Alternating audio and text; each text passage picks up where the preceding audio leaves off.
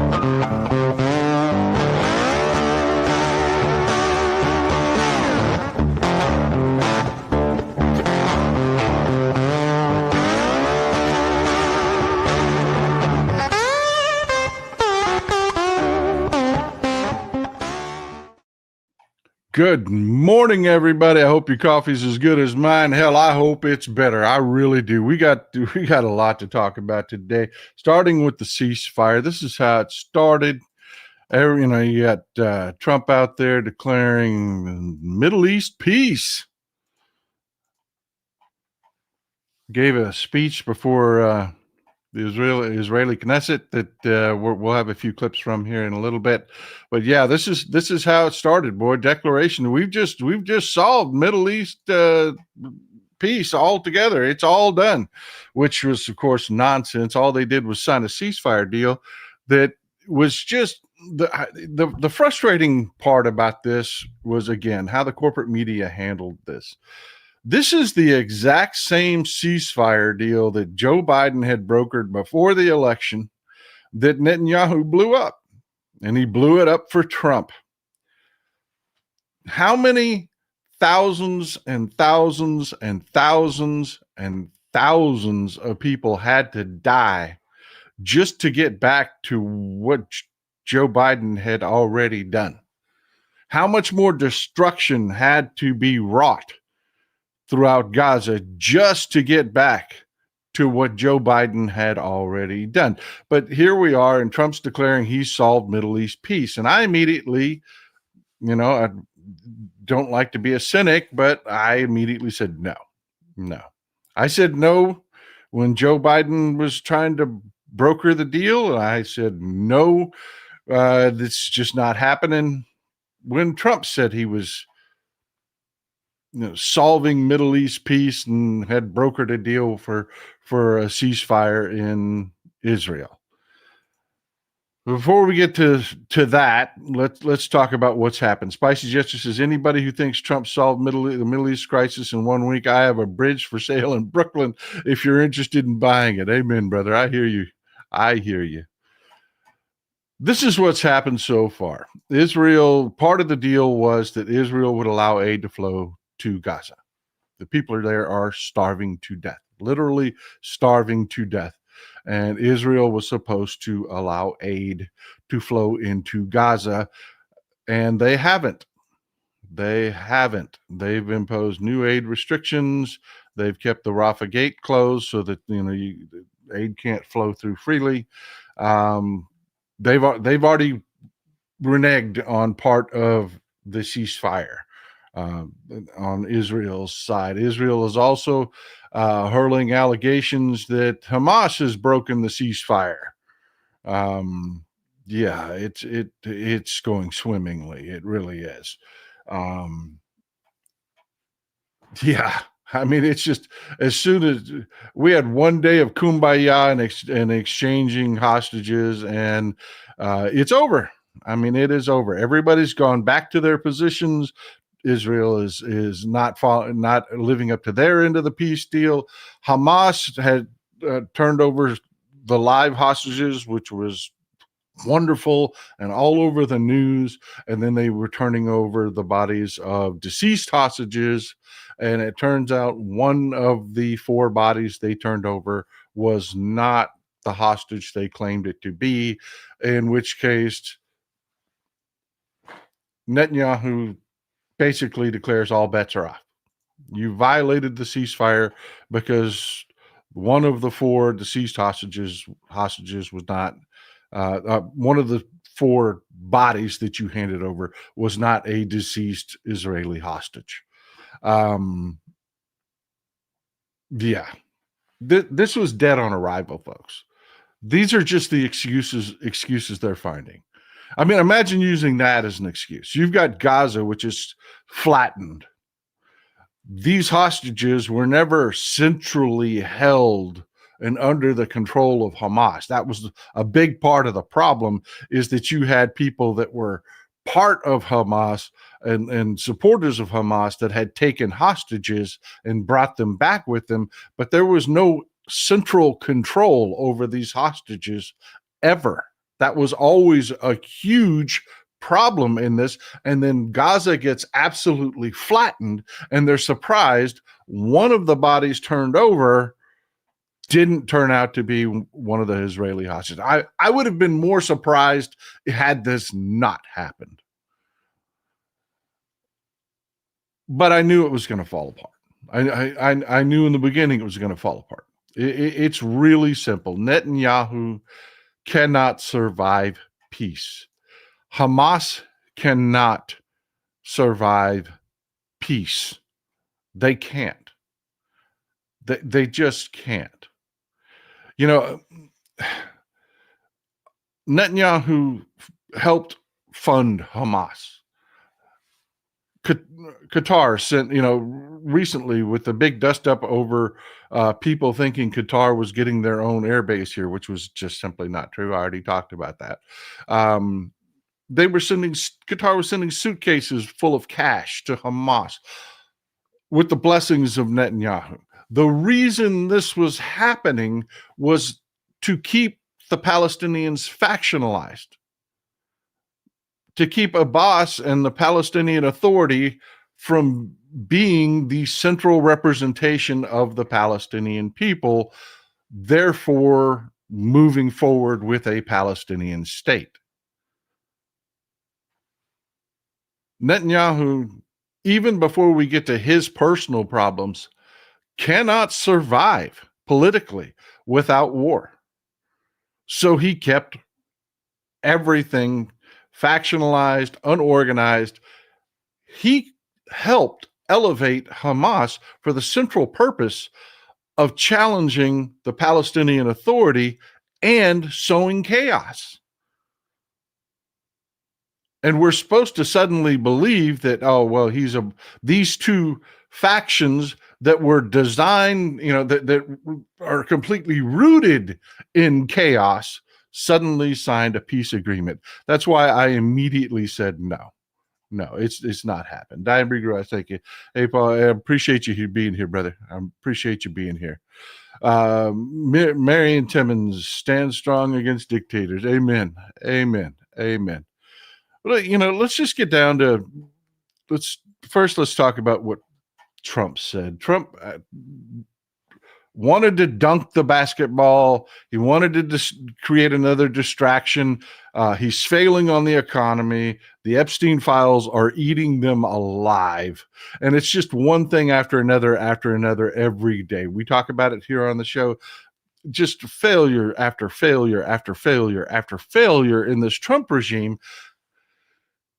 He thought he had a bright spot here. So he immediately jumped on Air Force One and flew to the Middle East and gave he's pudding brained, folks. He is pudding brained. He is absolutely he's losing his mental faculties, losing control of his mental faculties. He's dying right in front of us. And every one of these appearances, he embarrasses us. He embarrasses the people that are there. It's just, it's just disgraceful. Martha, good point. It is a disgrace. It is a disgrace. But yeah, let's go to the clips. Keep in mind, this is him addressing the Israeli Knesset. A year ago, the United States of America was a dead country. Now it's the hottest country anywhere in the world. It is the hottest. There's no question about it.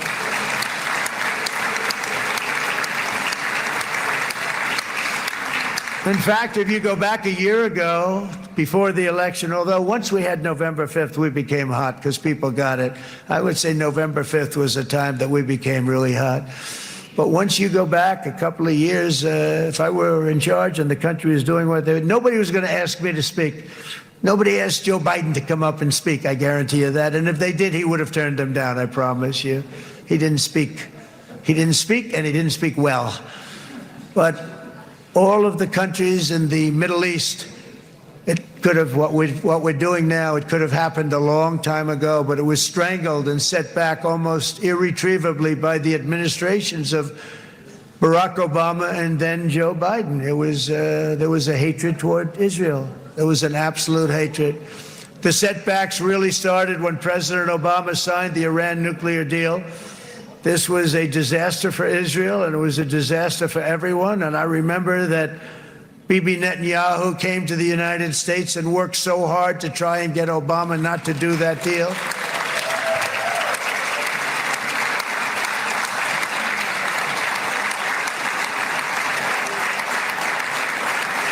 He worked so hard. A year ago, So Trump says the quiet part out loud that Benjamin Netanyahu was actively working to scuttle the Iran nuclear non-proliferation deal. You know, it was the only successful time we had in stopping Iran from getting nuclear weapons. It was the only initiative out there that had any effect whatsoever in stopping Iran from developing nuclear weapons, and Trump destroyed it. And he says it out loud that he destroyed it for his buddy Benjamin Netanyahu, who didn't want it, because without chaos, Netanyahu cannot exist. Why would Netanyahu want a peaceful Iran? He doesn't. He doesn't. He has to have the enemies constantly. And he said right there aloud, Benjamin Netanyahu was in the United States lobbying to blow up that deal. And he got his way when Trump got elected. Dragons Aurora, hugs to the blue team. Thank you. I appreciate you for being here. I appreciate you for being here. But yeah, it's,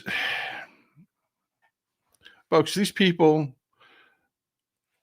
there will never be peace as long as these people are around, because even when they're not in power, they are working behind the scenes to hamstring everything good and decent in the world. The deal that President Obama signed with Iran ended their nuclear development programs. It put international monitors on the ground in their laboratories to not just take their word for it, but to visually inspect these laboratories, to actually know what was going on. And Trump destroyed it for Netanyahu. And he just told us right before the Knesset, and you heard the right wing of the Knesset just cheering away, just cheering away. Israel is being destroyed in real time in service of Benjamin Netanyahu. It is. It is becoming an international pariah in real time, right before our eyes. Just as we're watching Trump die, physically falling apart, mentally collapsing right in front of us, we're watching Israel die in service of Netanyahu. It has become an international pariah because of things like this. Openly and out cheering the fact that, yes, we killed the Iran nuclear non-proliferation deal. That's who these people are. They're telling you. Believe them. Vincent Day, thanks for sharing. I appreciate you being here, bud. I appreciate you being here. Thank you for supporting the show. Cannot do it without you, folks. Amy Manuel here in the house. There will be peace in the Middle East when it stops being a land bridge to 3 continents. There'll be peace in the Middle East when Netanyahu's gone and Hamas is gone. When you empower, as much as I don't like as much as I don't like Abbas and his family and their, the Falcon Group and their dirty dealings, enriching themselves off the backs of the Palestinian people. All of these Palestinian leaders are freaking billionaires off the backs and sorrow of the Palestinian people. As much as I don't like them, when they get the support to end Hamas, there might be a chance for peace. There might be. But Trump went on to humiliate us even farther with this. This is just disgusting. Hey, I have an idea. Mr. President, why don't you give him a pardon?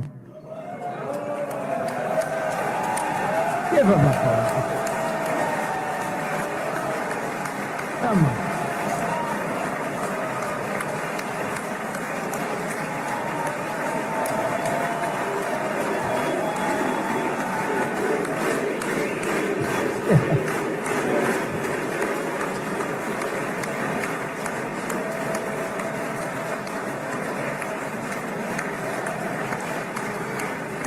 If you're not following what's going on there, Isaac Herzog is the president of Israel. The president of Israel is largely ceremonial. The power lies with the prime minister, who is Benjamin Netanyahu. Benjamin Netanyahu is in a world of hurts and will be prosecuted and go to jail. Isaac Herzog is from the opposition.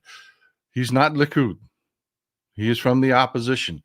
And the president of the United States just walked into the Knesset and told the president of Israel, which he does have that power. Most of his power is ceremonial. He does have pardon powers to pardon Benjamin Netanyahu for his crimes. Talk about interfering with other countries' politics right out in the open. This was gross and disgusting. Again, go back to, what if Joe Biden had done it? Could you imagine the screams and the investigations that would have come out of the Republicans in Congress had Joe Biden done something like this? They'd have been looking for bribes. They'd have been looking for, this is just gross on so many levels. But he goes on.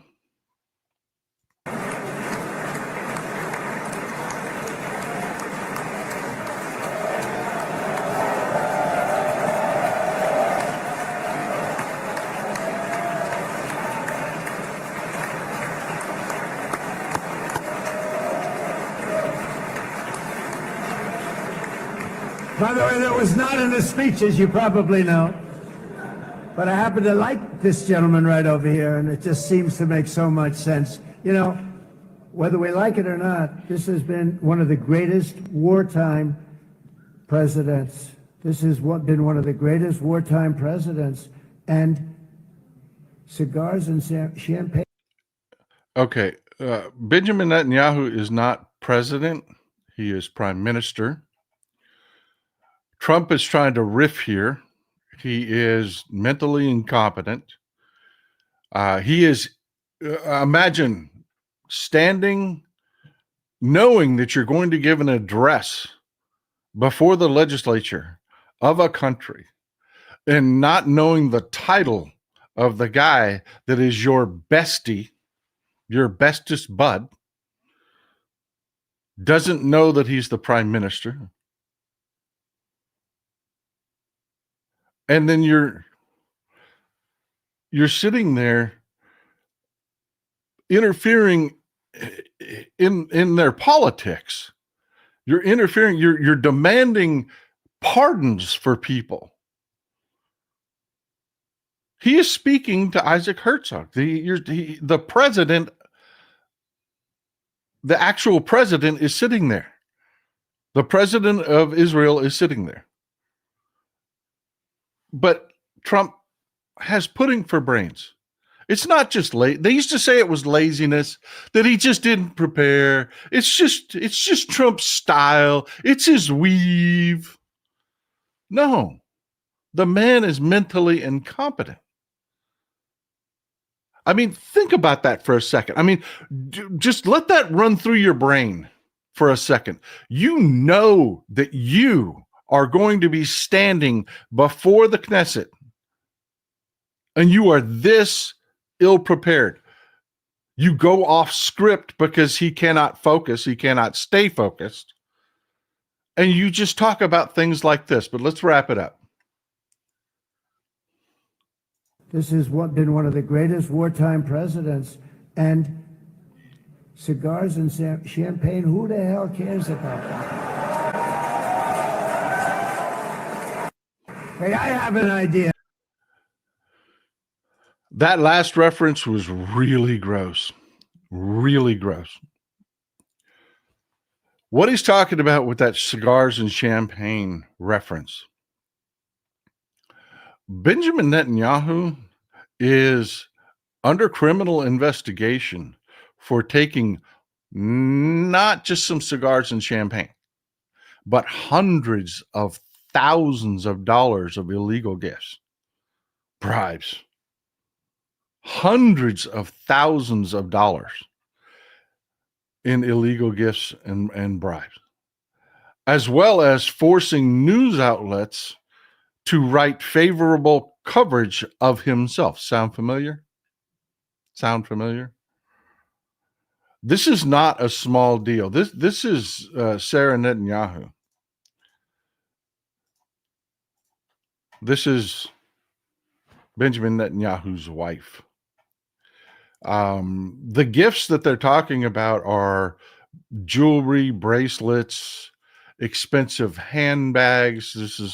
This is her with a $13,000 Chanel handbag standing in front of the Rosa Parks statue, and more than just jewelry and handbags and other expensive gifts, including expensive cigars and expensive champagne. When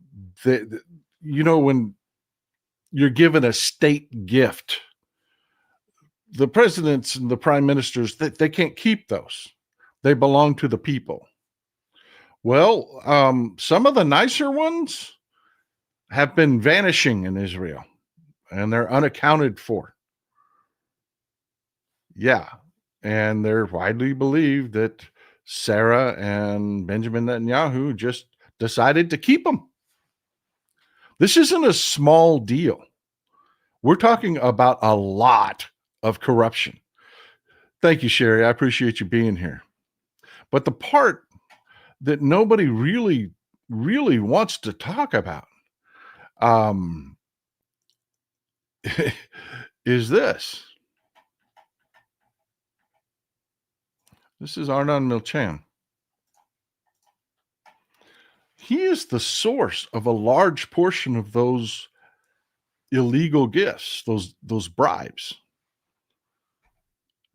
And I will bet you that you don't know who this guy is. I'll give you this much of a hint. He's American. He's American.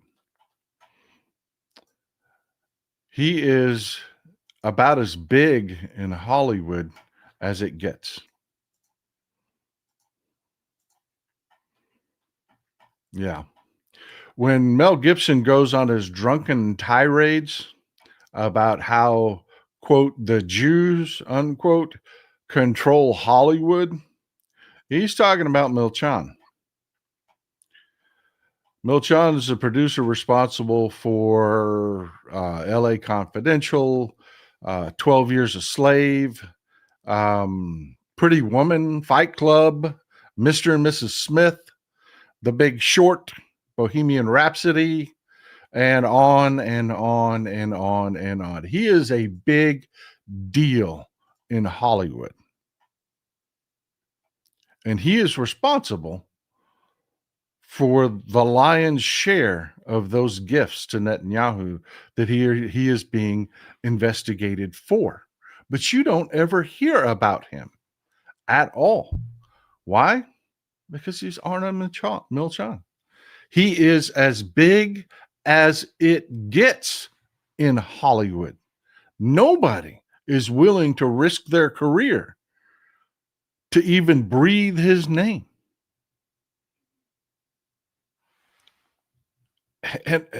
And you've got Netanyahu, and this all comes from Milchan's assistant. The evidence is coming from the guy that actually arranged this stuff for Milchan. I mean, this isn't just like, some off the cuff, halfway made up allegation. No, this is Milchan's assistant under oath testifying to this. Hollister, thanks for being here. Thanks for supporting the show. I'm truly grateful. I am truly, truly grateful. In return, the testimony says that Netanyahu lobbied for tax breaks for Milchan. Lobbied who? Republicans. Lobbied Republicans. And you wonder why we're shut down. You wonder why we are shut down over tax breaks for Johnny Got Rocks and the Broligarchs. I mean, this is all just a giant circle, folks. This isn't all of it, but it is the exact same stream that is leading to this. We can't have a functioning government because we've got a party that is lobbied by heads of state from other countries to give tax breaks and special favors to billionaires that are here making a fortune, that don't want to pay taxes. So the Republican Party has this radical ass agenda where they've got to shred Medicare. They've got to get rid of the Affordable Care Act subsidies so that people, overwhelmingly, that the people that are using the ACA overwhelmingly are people that are self-employed, small businesses. They've got to lose all their subsidies.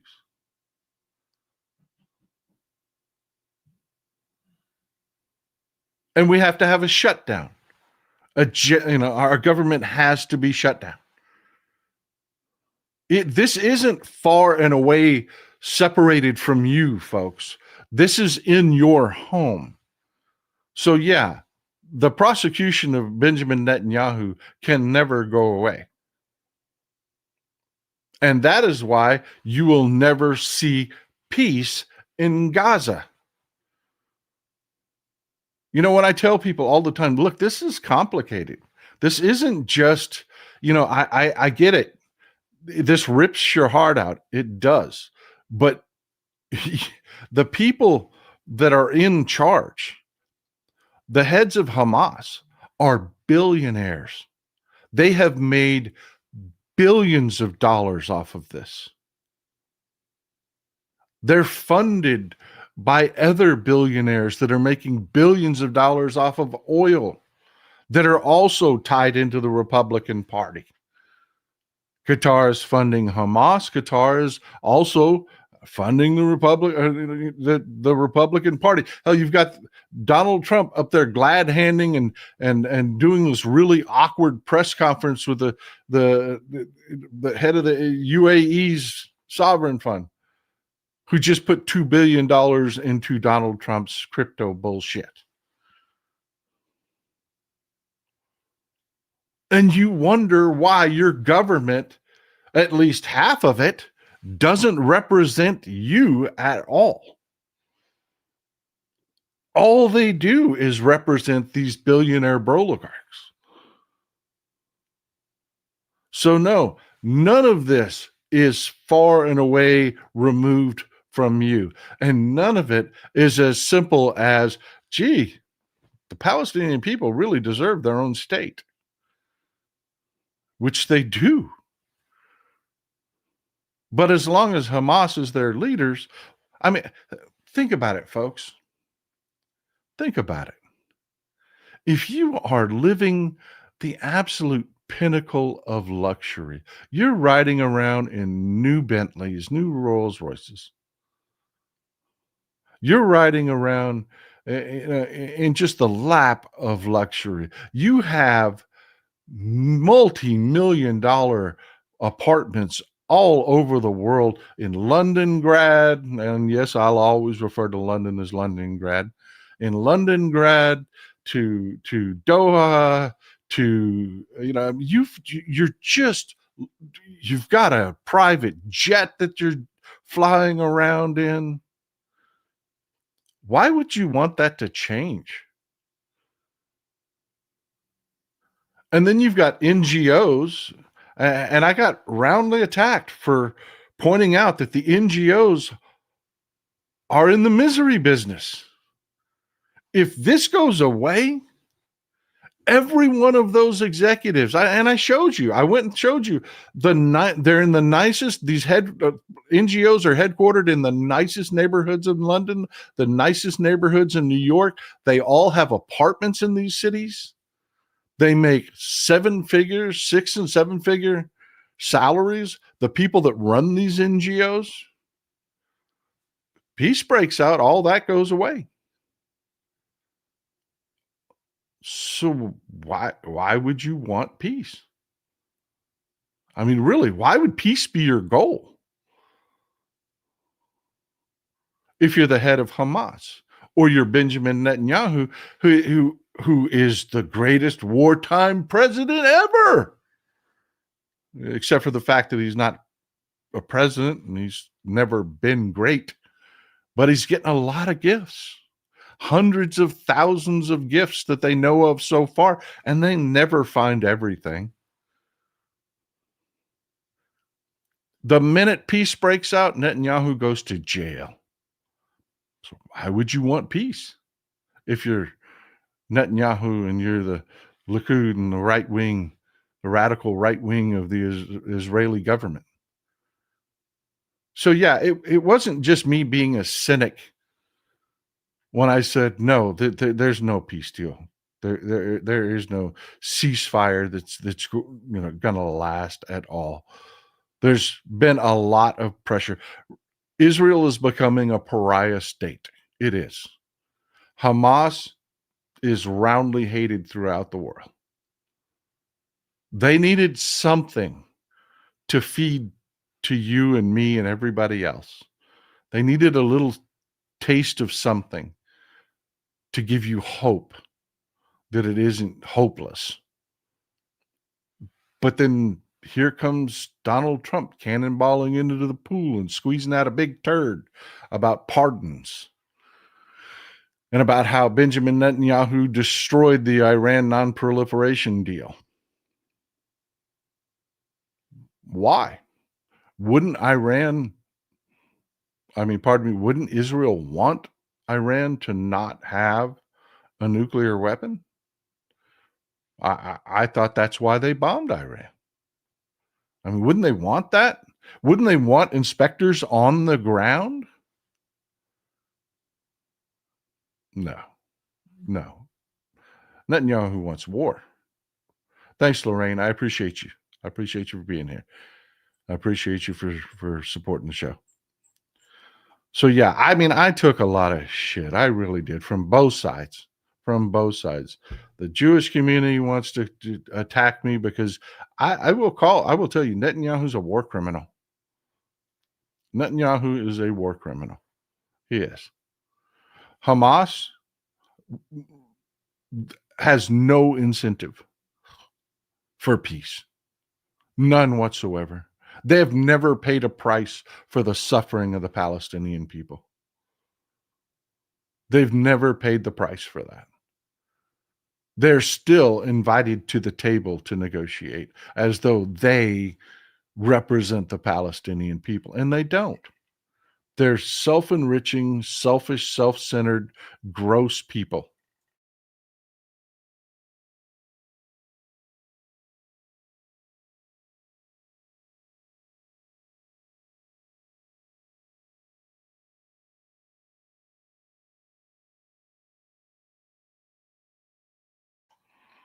Yeah, and I don't know what this person's trying to correct, but yeah, I never said what he said here.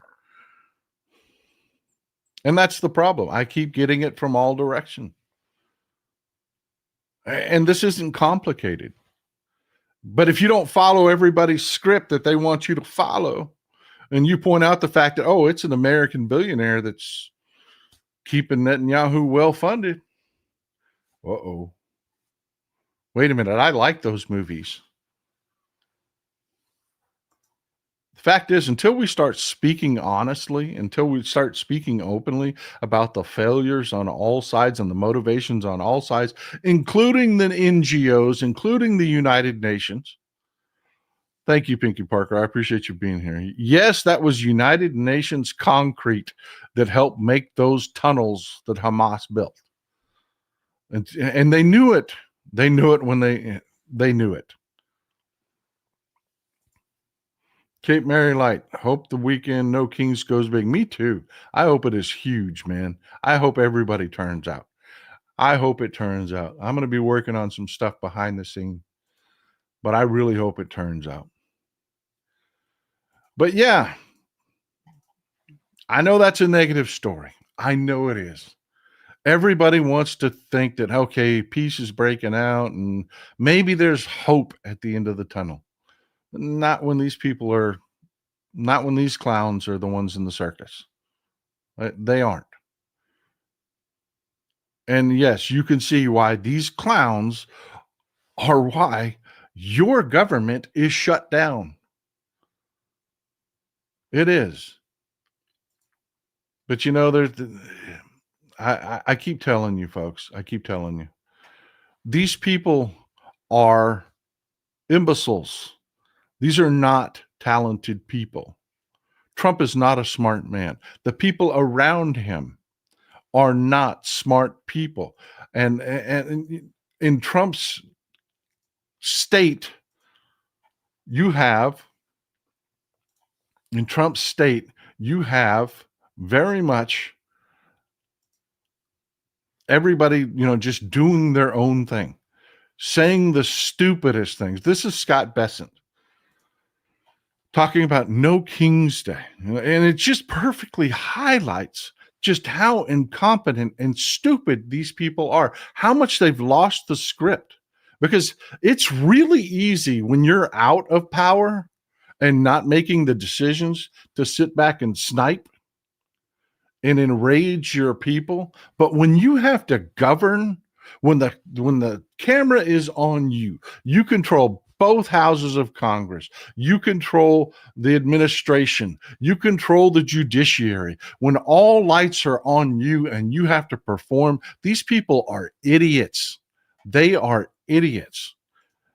And with Trump being in the mental condition he is, you've got this circus of fools all running their own direction, saying the stupidest shit, trying to keep their base together while also wildly harming their base. And you end up with things like this. We're on day 15, and it doesn't look like there's any sign of a deal.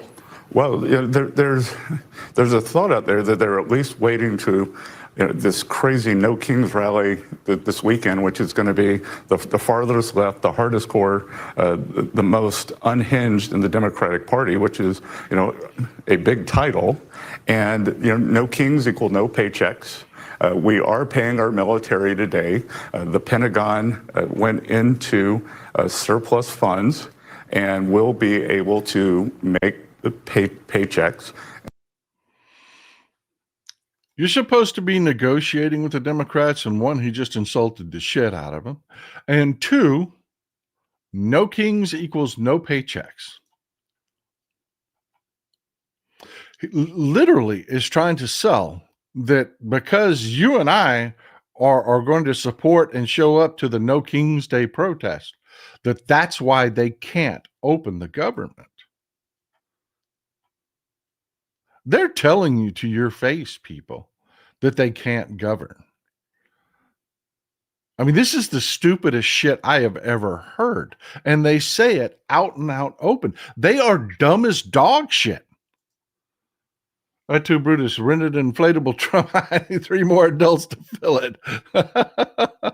That is great. I'm telling you, folks, you're winning the narrative battle. You are. Keep it up. You're doing great. A peaceful, beautiful No King's Day protest is going to be exactly what we need.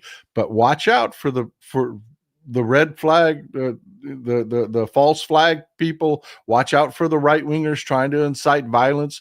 When they show up at your protest saying stupid shit, ignore them. Just you be you, baby. You be you, boo boo. Monica Meadows, did you get to read the political article? You know what? That is actually the second part of the show, man. I love that you folks are so ahead of everything. Monica, thanks for being here. Love to see those new people in the audience. I really do. I really do. Thanks for supporting the show, Monica. But yeah, we're going to talk about that here in just a second. Harvey Linda, Netanyahu is a criminal. He needs the war to continue. Trump is a criminal. Is there any wonder that the ceasefire is breaking down in a day? Yep. It is just not going to make it. Bombs will be dropping again here pretty soon. Carl Rossi, in between travels and catching up with you, we love and support your efforts and great show. The GOP are losing when No Kings is interpreted as hate America Day. Yeah, that is the other thing that they're spinning, folks. And I really need you. Take your American flags. Take your American flags. We love our country. The reason we're turning out for No King's Day is because we love our country and we want it to survive. We don't agree with the fascism that these people are trying to force on us because we love our country. I refuse to cede patriotism to these people that do nothing but try to destroy our government. Jeremy Breeden, Scott Bessent seems like one of the most arrogant pricks in the USA. Amen. He really is. Dumb as dog shit, too. He really is. And folks, this is what's so funny. He comes out of George Soros's shop. Now, think about that. Everybody keeps talking about, on the right, keeps talking about George Soros as though he's some American, some left-wing scion. Bessent comes out of George Soros's shop. He was like George Soros's number 2. But we're supposed to believe that George Soros is some sort of uber lefty? Give me a freaking break, man. Sherry Purpura, thank you, Texas Paul, for connecting the dots. Very helpful for future decisions on where our support goes. I am glad. Stop calling stupid. They're panicking losers. We are winning. United we stand. Hold the goddamn line. Amen. Spicy Justices, I saw Jack Smith's interview. He talks about a veteran of foreign wars and a great FBI agent was fired for working on Trump's case just days after his wife died. These people are truly evil. They are. They are truly evil people. Chuck Paul, while I have the right to remain silent, I do not have the ability. George Allen. Love that Ron White quote. George Allen, thank you for being here, brother. I appreciate you. And Mandolius, always one of the foundational supporters of the show. Peace between Israel and Palestine hasn't worked before, even when it was in good faith. Sad. Yep. Adopt an overpass and put up signs daily. Vote. Yep. And keep that peaceful, cool narrative flowing. Keep it flowing, man. You're winning this. They're like, oh, we're tough. You should be scared. Okay, let me go get my inflatable frog uniform outfit. Oh my God, that Hollywood Spirit store is the big winner in the battle for Portland. Randy Oliver, they are all in for money, bankrupting our country. Amen. Amen. But look, folks, there are some, I'm telling you, you keep at it, we're winning. You know, they may do something awful here and there all the time just to pretend they're strong, to excite their bigoted bases. Yeah, their bases are awful people. I got a story for you later that's just gross. It's really gross about the Republicans and who they are.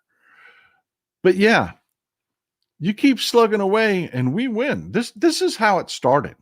Pete Hegseth just declared that the Trump regime will no longer allow the press to report on the Pentagon and the military. I didn't stutter when I said that. He said, you're not allowed to just report on the military and the Pentagon. In fact, when you come into the Pentagon, you must have an escort to even move around. Yeah. And you can't report anything we don't approve. If you do, we will cut off your access to the Pentagon. That's how it started. And this is where we're at. Even Fox News, they were the last to come around, but everybody else said, bring it, big boy. I dare you. I dare you. No, we're not going to do that. We're not going to do that. We're going to report what we want to report. We're not going to clear shit through you. It's just not going to happen. So yeah, I get it. I get it. All this stuff, man, it makes you tired. It does. I mean, I get worn out. Hell, I got bloodshot eyes because I read constantly. Too much screen time. I need to take some time off. I do. Just too much screen time. And it just wears on you. All of this craziness just wears on you. And I know you feel it. I get your emails where you tell me about it. I know. I get it. Hell, I feel it. But we're winning. I've said this from day one.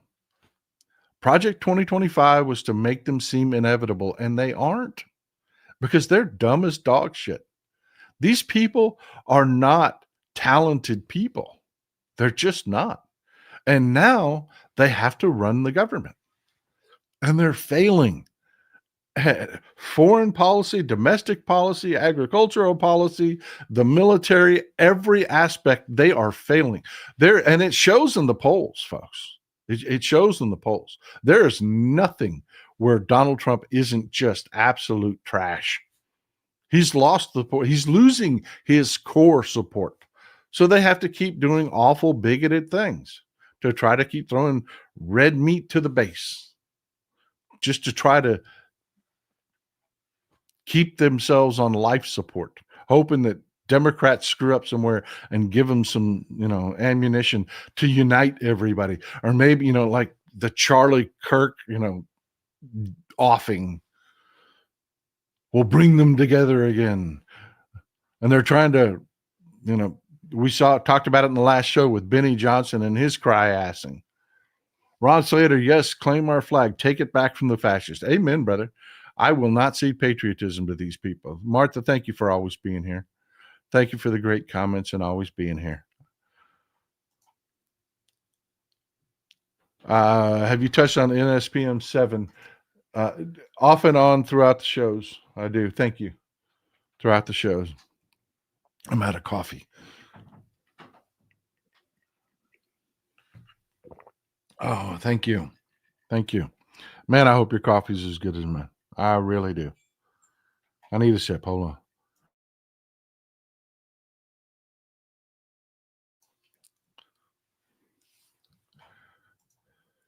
CC Bean, Ditto, Chuck Paul.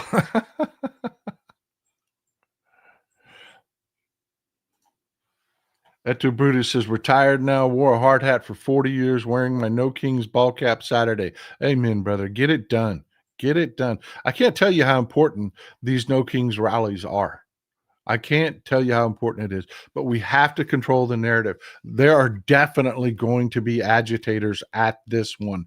There's going to be news coverage of shit happening that's just negative. They have to. They're failing. They're going to call in their chips with the press. Folks, phones out constantly. Film everything. Do not let them control the narrative. Do not. Colleen said, go have a good time. The last No King's Day protest, I was having such a blast. You had little church ladies standing next to anarchists with mohawks. It just brought such a community together. And it was, everybody was chanting and having a good time. Everybody was happy. We had immigrants. We had, just everybody together. It was fantastic. It was fantastic. You've got to go. Colleen Sarah got me a frog hat to wear with my Slava Ukrainian t-shirt and No King sign for Saturday, Omaha, Nebraska. Amen. Amen. I am so glad to hear it. Greg Edmond, toward you and your mission about next year. We're not going to do cruises I appreciate that, Greg. We're going to do something, but I don't think we're going to do cruises for a while. With the CDC not doing inspections on cruise lines, I'm a little scared about that. I really am. Crafty Ash, my Statue of Liberty costume arrives today, and I'll be handing out mini flags at the 3 to 5 No Kings gathering I'll be attending. We love our country. We do not accept this repression and cruelty. We, the people, shall overcome. Amen. Well said. Well said. And please take your flags with you. Katie B., thank you for always being here. I appreciate you, Katie.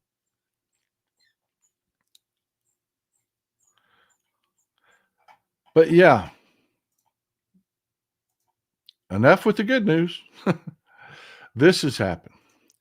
Now, y'all remember back in the day, I did a show about Marjorie Trader Green, the elevator flatulator, giving a speech at the New York Young Republicans. And that's when I had to kind of educate people to the fact that Young Republicans is a bit of a misnomer, because she was making dildo jokes and stuff. I'm not kidding. Not kidding. You can go back and watch that show. And people were like, oh my God, in front of kids?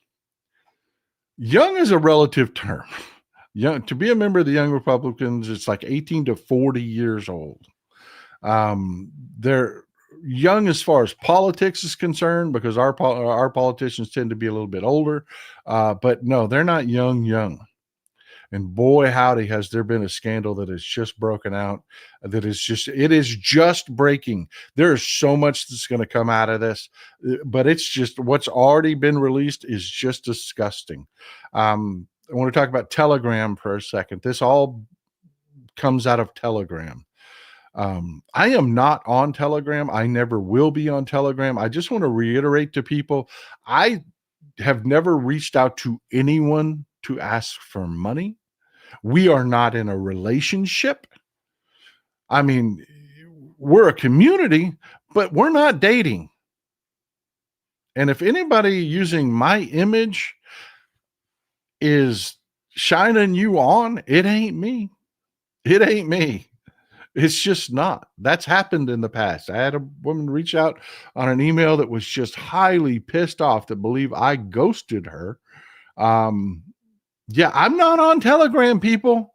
I am not. And Mrs. Texas Paul has access to my phone. Her biometrics are in my phone, folks. She reads my phone. I have her do things for me on my phone and my computer and everything. Folks, no. Okay? Telegram is a terrible thing. I've never seen anything good come out of it, including this next story that we're going to talk about that is breaking right now. But I just want to remind people, and the reason I'm reiterating that is a guy that I follow, you know me, I'm into woodworking. A guy that I follow that has a very successful woodworking channel had some scammers come to them and ended up catfishing them into catfishing is the wrong word, suckering them into some chatting back and forth. And this person they were chatting with commissioned a piece of furniture. This guy makes very high end. So I'm talking about tables that cost $15,000 to $30,000, and they took $14,000 from this woman, and they did it using his face and AI. She actually thought she was talking to him. Yeah, it's getting crazy. I will never ask you for money, ever. What you do here to support the show, the cups that you buy, that's it. That's it. I will never, and if I do represent a cause, I will give you the link to that cause. You don't send me money to help other people. I hook you up with the other people. When I bring Congress people on here that are running for office and they ask for your support, I give you their Act Blue. So please, please, please don't ever fall for these scammers. I know I'm beating this horse to death, but pretty please, don't ever fall for these scammers. And it's getting worse with AI. It is. Wingflex, Robbie Roseneamer just detained by ICE in Portland. Jesus Christ. Every day, ICE is just, and again, as awful as this is, we're winning the narrative there. We are. People are just keep showing this awful shit. Just keep showing this awful shit. PR, I'm mainly concerned about Republicans gerrymandering states that will affect the midterm elections. I've seen updates about this and couldn't sleep afterwards. That's why, vote yes on Prop 50. That is the first domino with Democrats fighting fire with fire on the gerrymandering front. Silly Bebo, thank you for being here, Brittany. I always appreciate you. I'm going to be silly and jovial weirdo in my inflatable unicorn costume. All right. I am telling you, y'all are winning the battle. You are winning the battle. Oregon Wine Lady in the house. The Bulwark dug up pics of the guys who made those posts. Sad bunch of losers. Yeah. Well, let's get into it. Let's get into the scandal that's breaking in the Republican Party. Debbie Bauer, bring your phones and cameras, find their camera guy, and watch them like a hawk. That's where they will start something. Excellent advice. Excellent advice. You see some Trumpers show up, and then there's somebody following them around with a camera.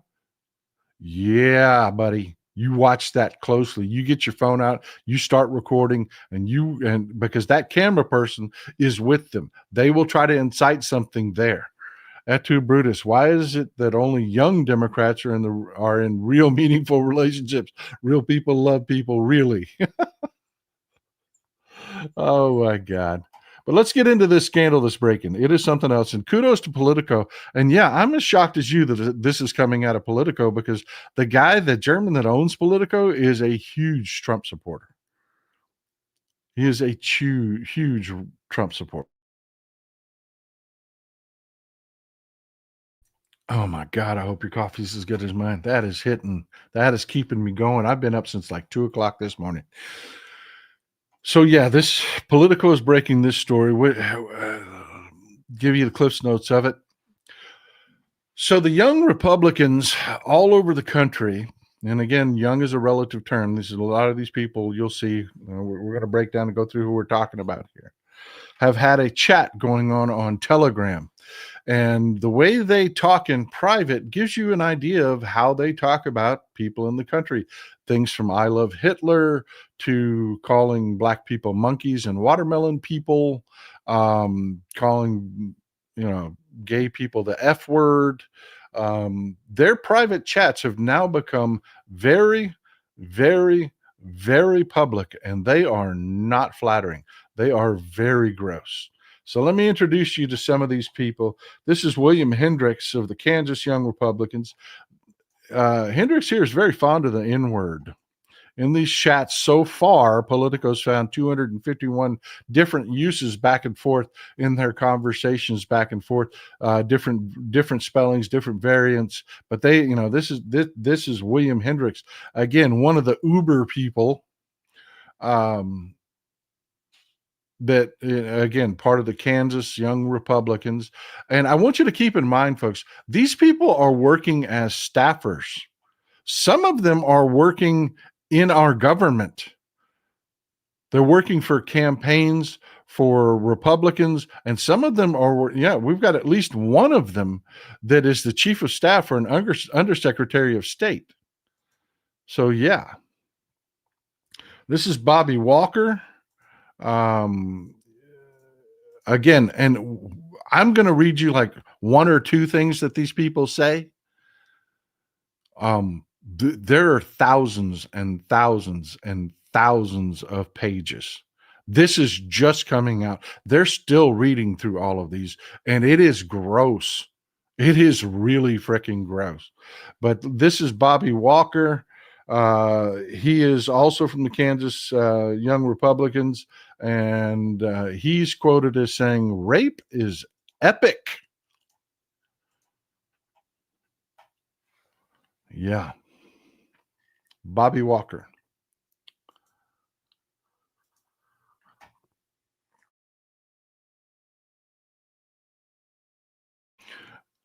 And the old boy that's squealing like a gut hog the most is Peter Guinta from the New York Young Republicans. He's the one that's attributed with the "I love Hitler" quote. And it's part of one of the text messages that Politico highlighted that was really freaking gross, where they talked about gassing people. They talked about how they need to not build gas chambers because it's doesn't really work with the Hitler aesthetic. So what they need to do is build showers. Folks, they're talking about the Zyklon B death camps. They told them they were showers, and they dumped Zyklon B on millions of people, killing them. And these people are just, this is their everyday conversation. I mean, do you talk that way? Ever? Do you talk that way? This is their private, how they talk back and forth to each other. This is Annie Kakady, also from the New York Young Republicans. Annie, tongue-tied here, is ready to watch people burn.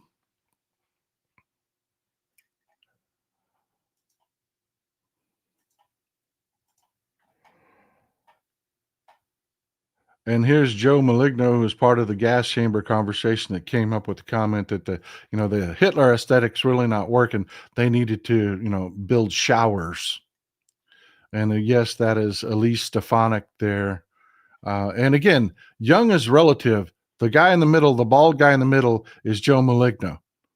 He's an attorney. So when they say young Republicans, again, I just need to reiterate to you, these are people that are working in campaigns. These are staffers. These are people that are working in our government.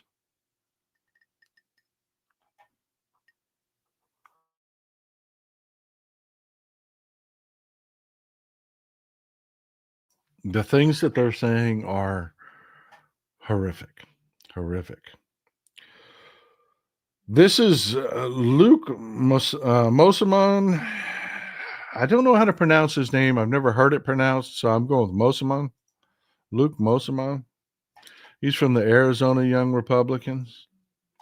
This is Luke Mosamon.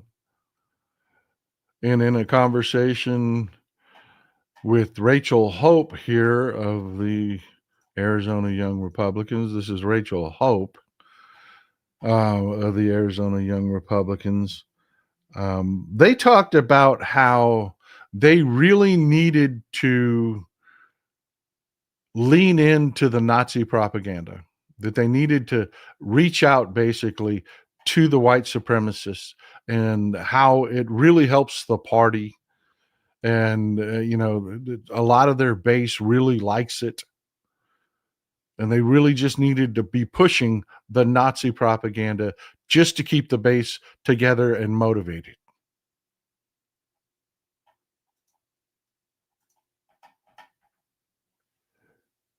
In which we've got Alex Dwyer here. included his 2 cents worth, which is 1488 is what he added to the chat. 1488. Anybody here know what 1488 is all about?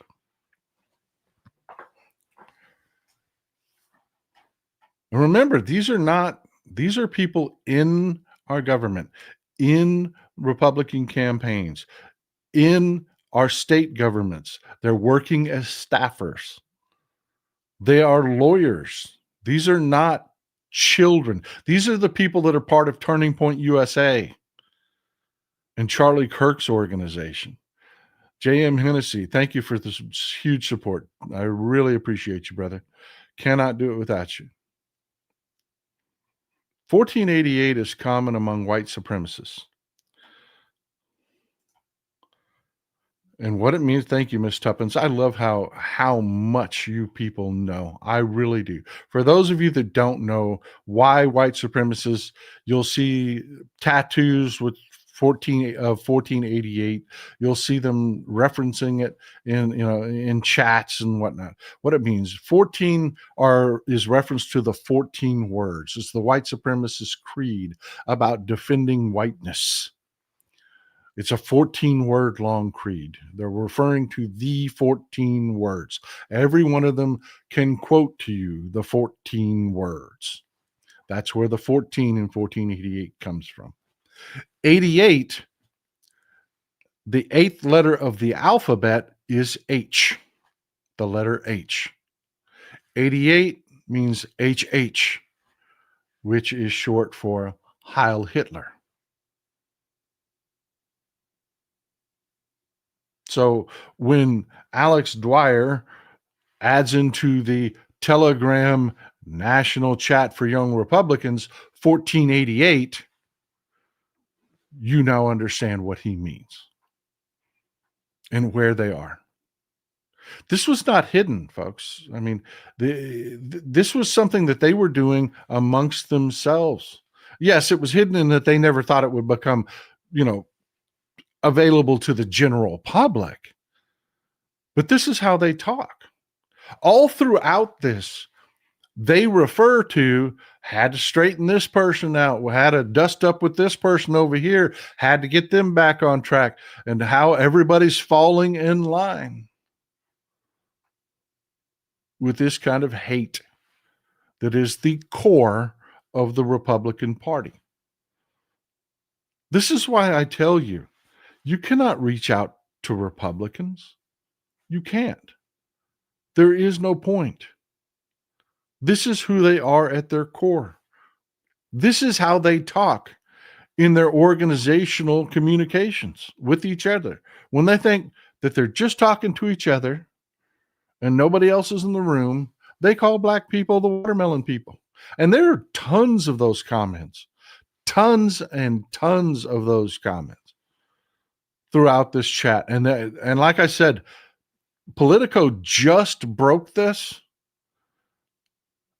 And with there being thousands and thousands and thousands of pages of this stuff, it's going to get worse. It's going to get worse.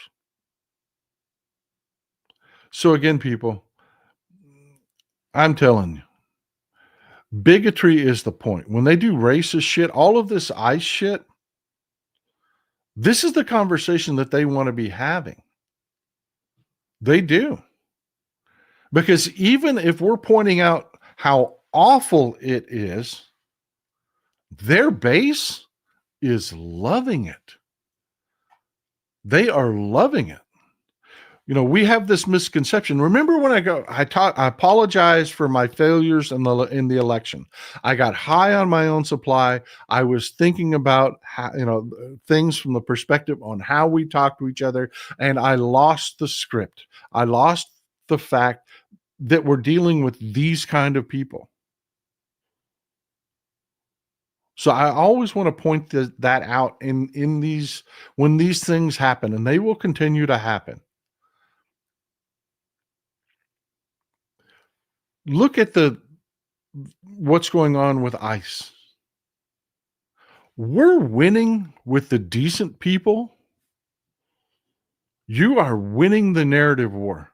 showing up in your blow up costumes, being peaceful, waving your American flags. We're winning this. But are we changing anything? Are we changing the behavior? No, we're not. Because every awful thing that we point out that is going on that will win over a decent person,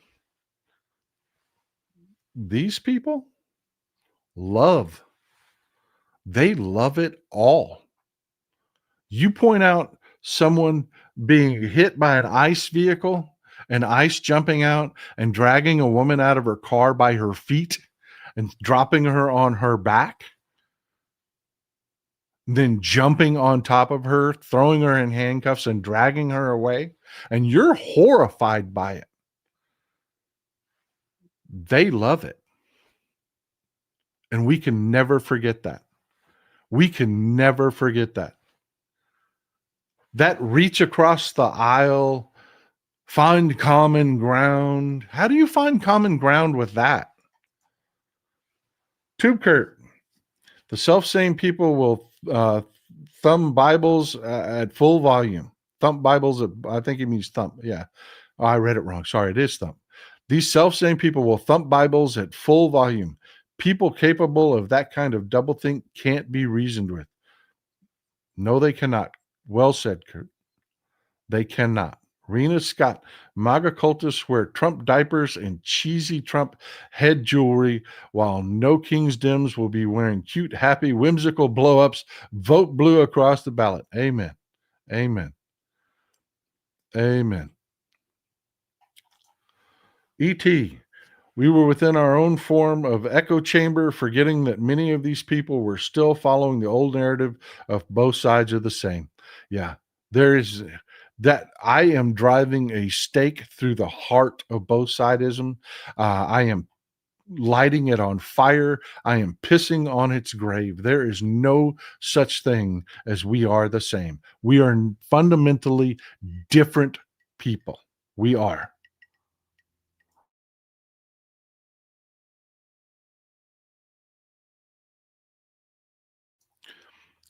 These people that are caught, I mean, do you talk that way? I mean, have you ever chatted that kind of, sent text to someone, that kind of gross shit? Ever call people watermelon eaters, monkeys? Called members of the LGBTQ plus community the F word and the D word? I mean, do you communicate that way? They do. And their Republican leadership does. This isn't in an isolated chamber. They're comfortable with this. It is so much that they cannot deny that. This story, the reason this is so damaging and has so much hang time is because you can't say it's a rotten apple. You can't say it's a bad apple.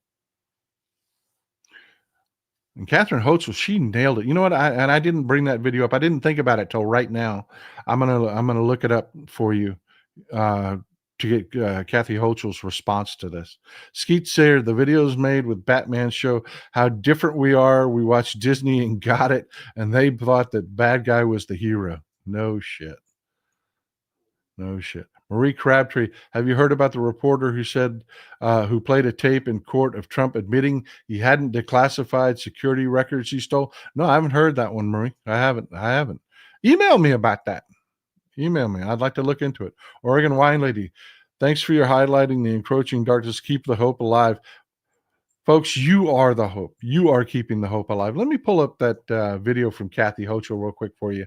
I just didn't think about it till right now. I should have had it.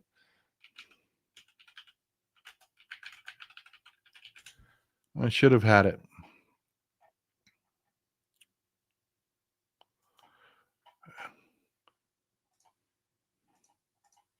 There you go. Question? Politico reported on a group chat of a bunch of young Republicans.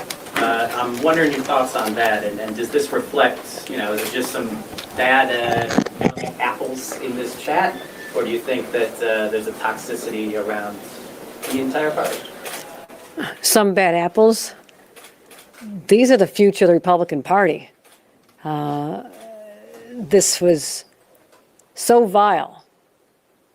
It is hard to find the words to put into context that these are people who are part of a political party, one of two major political parties, and they believe in gas chambers and rape and discrimination based on the color of people's skins. These are racist, sexist,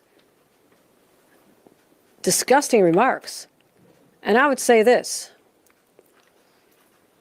We have a leader from the Republican Party in this state, the highest ranking individual, Elise Stefanik, who in the backdrop of all this calls our candidate for mayor, one of our candidates for mayor, a jihadist and a terrorist. And then somehow says, oh, what they said, these young Republicans, was wrong. Like, look at what you say yourself. Look at your inflammatory words. And maybe they have an effect on these young people, many of whom you support and have supported you. And you ought to just do a little re-examination of how far this has gone, where this is normalized enough that thousands of texts are uncovered. This is not one person saying they love Hitler. This is a whole lot of people saying things that are so disgusting and so abhorrent that everybody from the president on down should condemn them. And there's got to be consequences. Kick them out of the party. Take away their official roles. Stop using them as campaign advisors. There needs to be consequences. This bullshit has to stop. Thank you. well said. Well said. Kathy Hochul nailed it there. I'll go a bit farther and say they're not influencing these people. They are these people. They're saying this exact same shit. That's why these young people are comfortable having these conversations, because Republican leaders are having these conversations. This isn't something that's one-off, something that's just somebody else was influenced. And this is too large. It is thousands of pages of text like this. They can't just say, oh, it was one bad apple. It's nationwide. It's how they're talking to each other. And they didn't invent this themselves. They got this from their leadership. Brent Firehawk, thanks for supporting the show. Mike Daly says, my parents' neighbors were Auschwitz survivors with tattoos viable 40 years later. I said, never again then. And I say it louder now. Amen, brother. Amen. Amen. Skeets there. In actual fact, the good side could have the house before Christmas with the retirements. That is wishful thinking, my friend. But I hope you are right. I hope you are right. Skeets there. If you really read American history, you would understand that the right wing has made the world more dangerous. Amen. They do. They do. But yeah, folks, when I tell you, I'm not being cynical. When I tell you, I live with these people. I live with these people. I'm the guy that was at Walmart that told an old man, I like Granny Smith apples. I do. I like Granny Smith apples. I'm getting some Granny Smith apples. And there's an old man walks up next to me and I said, how you doing, man? Because I'm just friendly that way. He turned around and said he'd be doing a lot better if that N-word Obama wasn't in the White House. That was his opening sentence to me in a fucking Walmart. His wife dragged him out because she saw me just turn beet freaking red. She saw my reaction to it. But that is these people. That is who they are. At their core, there is no common ground with them. They're serving their billionaire oligarchs. They're screwing us. Our government is shut down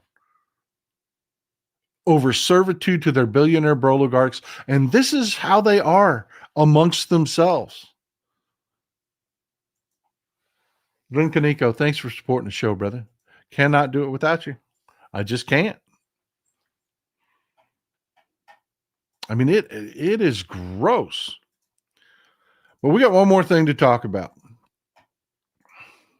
And we're going to keep an eye on this because more is going to come.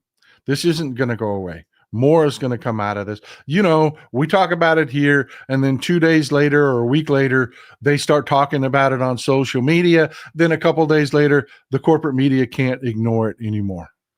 Mandolius, like Charlie Angus said, keep fighting the darkness until it bleeds light. Well said. Well said. Victor Harshman, Republicans are scared to death of the upcoming No Kings protests. It's all about optics with them, and this is a optic they cannot hide. And folks, I am telling you, watch for those agitators. Watch for those agitators. Keep your phones charged and handy and out. Videotape everything. Everything. Do not let them control the neighborhood, the narrative, pardon me. Don't let them control the narrative. Show all the good times that we have. Show the people coming together. That terrifies them. That absolutely terrifies them. As much as you controlling the narrative when the bad things happen. And this is stuff that I hear that, Donna, I understand what you're trying to say here, but look, let me address this. I understand what you're trying to say here. They want to rule. For them to rule, there must be something to rule. Don't fear that they're all going to they're going to disappear us all. They aren't. Quite the opposite. The safety is, people are like, wear masks. I'm like, no, don't wear masks. If you wear masks, they can say anything about you. If you show who you are, if you use your phone, they cannot deny the goodness of what we're doing, the decency of what we're doing. Don't be scared. We dominate them in the numbers. When they win is when you hide. Don't be ashamed. Be proud. I am a proud Democrat. I am.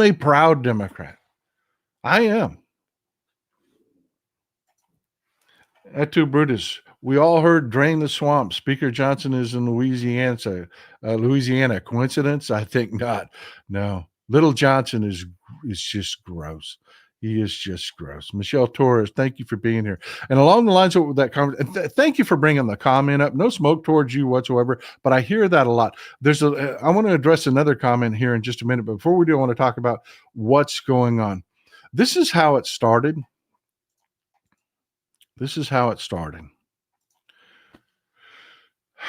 Republicans have been chattering about nuking the filibuster to end the shutdown.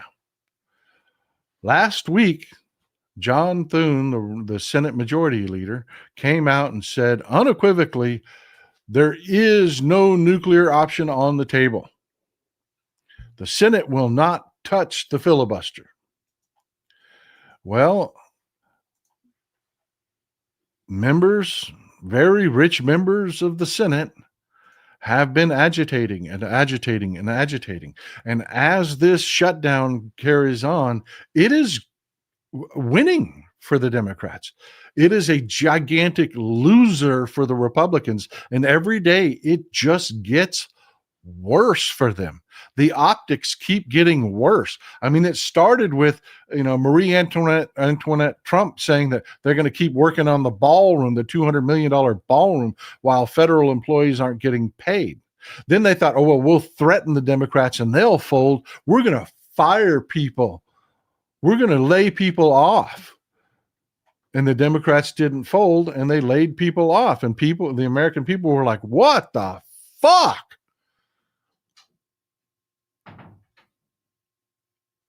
This gets worse and worse and worse and worse every day for the Republicans. And a friend of mine that works on the Hill reached out to me and said, this is happening. Majority Whip John Barrasso is very quietly taking the temperature, because the old timers, they understand what it's like to be in the minority, and they understand how much the Republicans use the filibuster. And they are entertaining the fact that we are overperforming. Democrats, see, here's the thing. Democrats don't show up for special elections. We don't. We tend to do horribly in special elections. We do.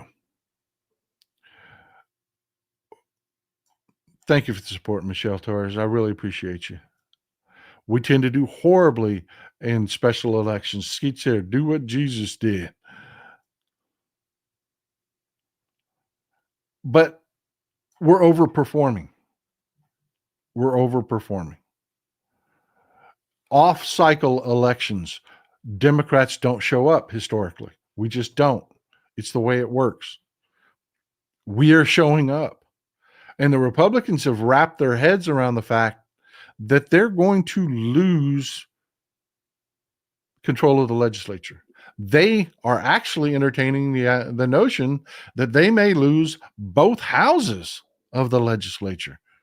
The way the numbers are, if we continue to show up as we're showing up, we don't just take the House, we also take the Senate, folks. If you keep up the work, keep doing the work,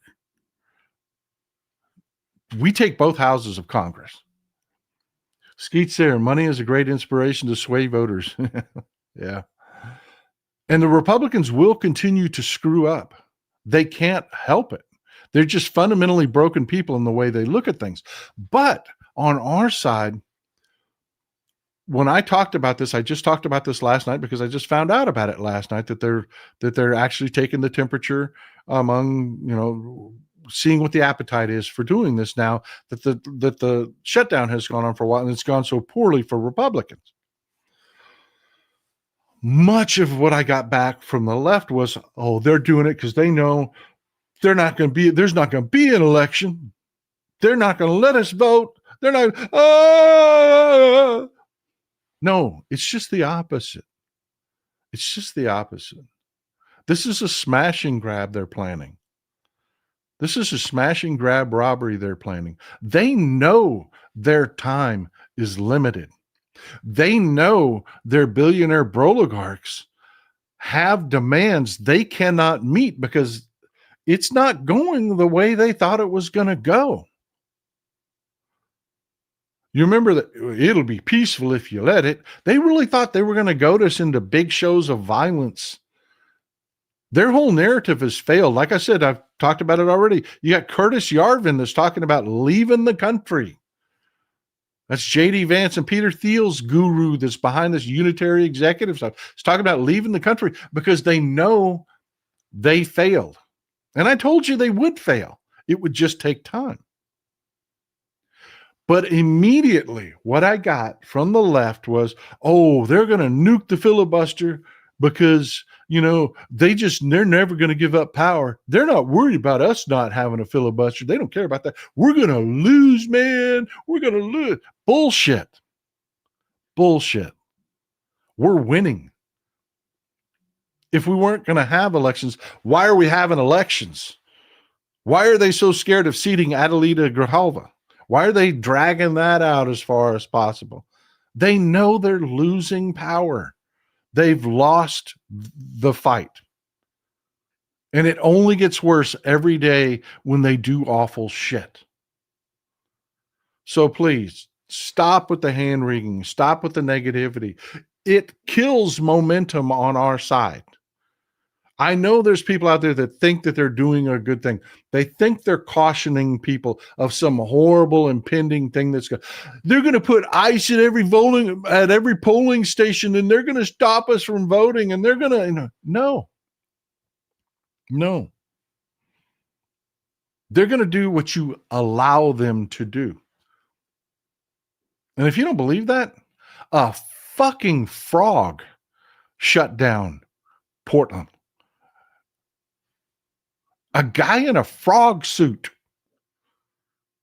shut down their big plans for occupying the streets of Portland. And now it's going on in Chicago. Every day the narratives come out of people dancing and having a good time. Hell, as much as I don't approve of it, we had naked bike riders. Stop doing that shit in public. Stop riding around with your damn tallywhacker hanging out or a sock over your damn tallywhacker. Cut that shit out. It's not helpful.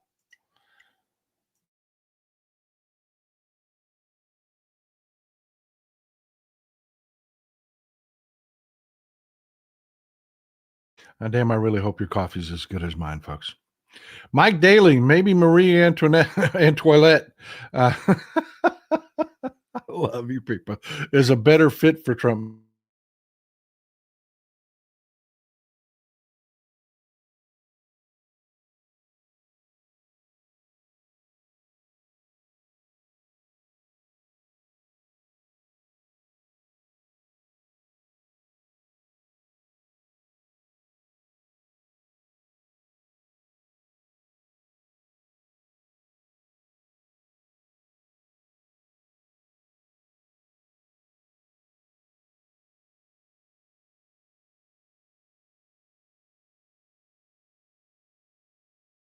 Sorry. Muted. My bad. My bad.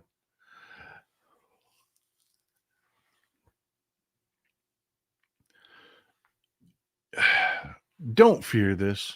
Don't. Their base is shrinking daily. And they're deluded enough to think that they're really getting somewhere. Somebody, we're interviewing the head of the Proud Boys the other day. And they're like, why isn't the Proud Boys out raising hell? And they're like, oh, well, we got our way. The country moved right. Oh, no. They're misunderstanding this as badly as we misunderstood the last election. They're in delusional territory right now. They really think that this is flying because they really love it. They really love the negativity and the hate. Andy G, I hope the No King's Day will be peaceful. I fear if riots break out, Trump will use it to crack down even further on civil liberties. Then don't riot. We control this. We control this narrative. Amazon Self, thanks for supporting the show. I really appreciate you. Skeet's here. If we weren't winning, why would Trump try so hard for redistricting? Yeah. Amen, brother. Amen. Amen. And they're going to, don't get me wrong. I'm not a fool. They're going to try to cheat. They cheat every time. We've talked about it before. All the shit they do with signatures and the vote, allocation of voting machines, and they're going to try some stupid shit. But we're going to bat it down like we're doing everything else. Stop calling stupid. I will honor my oath till my last breath. Amen, brother. Amen.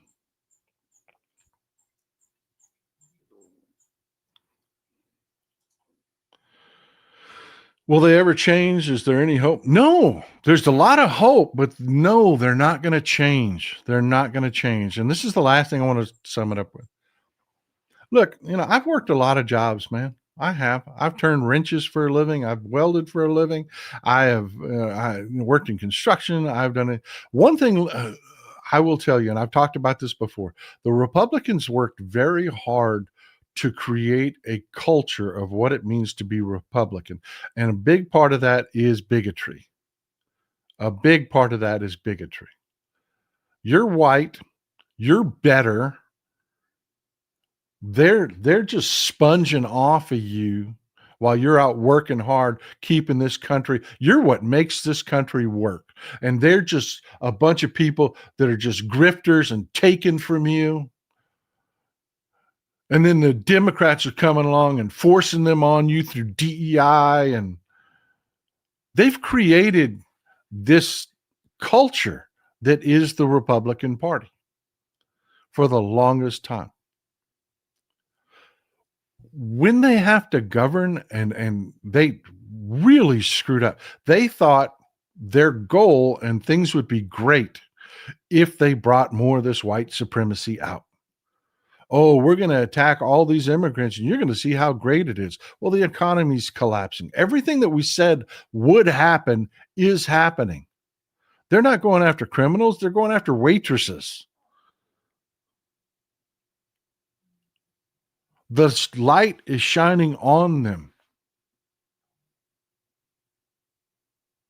And they're too clueless to know how bad this looks. And they're, like I said, their base is shrinking and shrinking and shrinking because more and more people are like, this is not what I signed up for.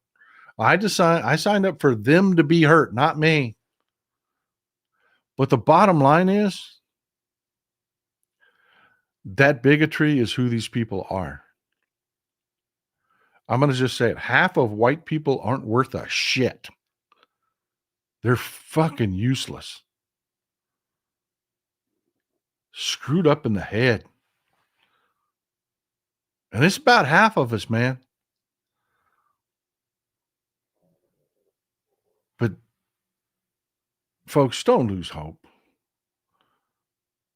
Don't lose hope. Although those people will never go away, they will always be who they are. They have always been part of every society. Every society. In all of history. In all of history, there have been these groups of people that have hated somebody. But we always win. And we're always on that arc of becoming better and better and better and better people. So yeah, don't lose hope. Are they going to do shitty things? Yes. Are we going to be okay? Yes. Because of you. And I'll prove it to you. 100% proof. Did they change you with everything they've done? Did they change you? Of course not. You're still you. I'm still me. We're all still us. We fucked up in the last election. We did. We really did. A lot of them realized they fucked up in the last election. A lot of farmers out there really hurting. A lot more people are going to really hurt this November when those Affordable Care Act subsidies, if they go through with this bullshit of nuclearing the filibuster, when those subsidies go away, you're going to see Republicans in red states screaming like gut-shot hogs because they're losing their health insurance, because they work installing air conditioning systems so they don't have health insurance at their job. They got to go to the exchanges to buy them. I don't know if you know this, but those healthcare subsidies we're fighting so hard to save because some of us good and decent people rely on them, overwhelmingly actually service red state Americans. Yeah, that's just really true. We're fighting for their dumbasses because we know how to keep society working. We know how to keep things going. We know desperation is low, so is crime. Society works better. We all do better when we all do better. We get all of that. We get all of that. We know we need a healthy agricultural system, and the billionaire oligarchs have been taking over all of the organizations that fight for legislation and totally screwing farmers and ranchers. We know that, but we're still going to fight to keep an agricultural system in place and functioning because we know we've got to generate 1 to 1.2 billion pounds of food a day. We're going to do the right thing. And we're going to win. We are.